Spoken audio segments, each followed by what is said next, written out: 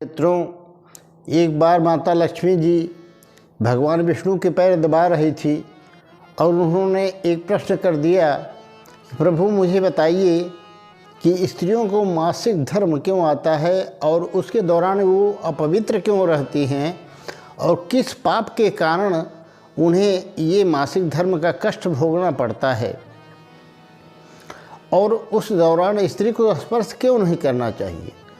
तो भगवान विष्णु ने कहा, देवी तुमने जन कल्याण के लिए प्रश्न किया है, इसलिए मैं अवश्य बताऊंगा, तुम सुनो। एक देव शर्मा नाम के ब्राह्मण थे। वे बहुत ही यम नियम के और धर्म के पालन करने वाले थे। एक दिन उन्होंने अपने घर में भगवान की पूजा कराई, कथा कराई, ब्राह्मणों को निमंत्रण दिया, सबको स्वादिष्ट भोजन कराए और सबको दक्षिणाएं दी। और बाहर आके जैसे ही खड़े हुए तो देखते क्या हैं कि एक बैल और एक कुतिया आपस में बात कर रहे हैं। अब कुतिया कह रही है बैल से, स्वामी मेरे घर में बहू भोजन बना रही थी तो उसमें जो दूध था, उस दूध में सांप ने अपना पूरा जहर उगल दिया। अब मैंने ये सोचा कि जो भोजन करेंगे सब खत्म हो जाएंगे, इसलिए मैंने सारा दूध पी लिया।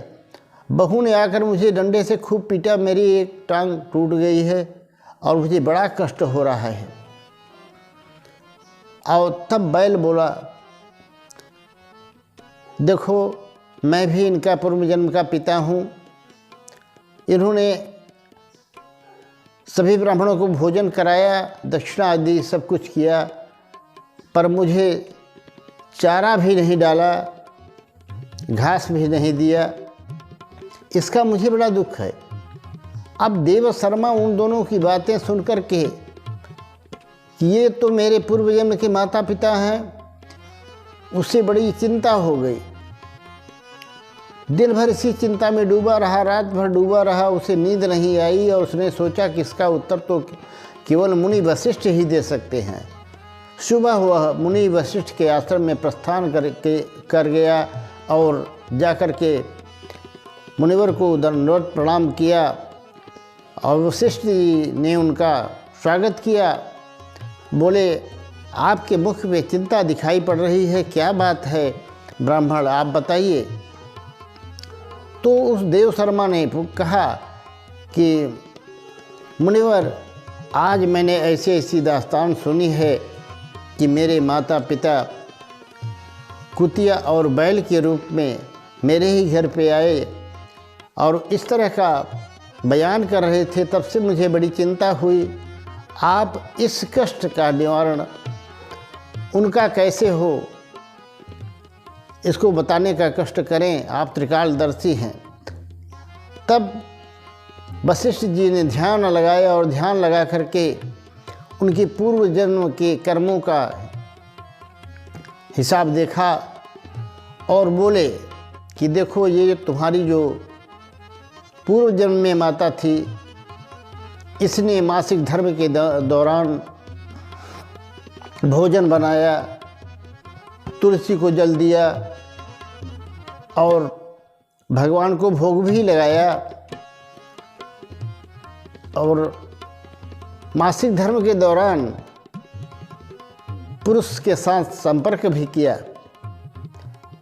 और जो बैल हुआ है वो तुम्हारा पिता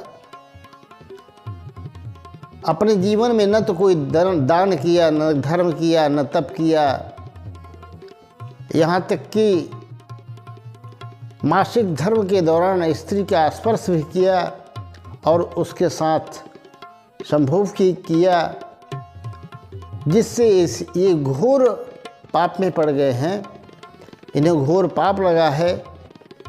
तब देव शर्मा ने हाथ जोड़ते हुए कहा, प्रभु इसका निवारण कैसे होगा, आप इतना बता दें तभी मुझे शांति मिल सकती है।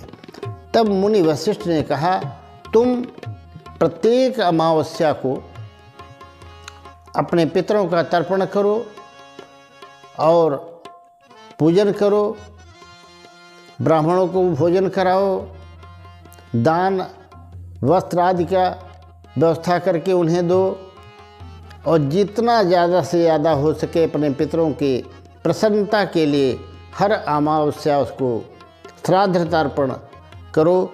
तुम्हारे माता पिता भी इस कार्य से मुक्त हो जाएंगे, पाप से। अब मैं तुम्हें बताता हूँ कि स्त्री को संभोग करने से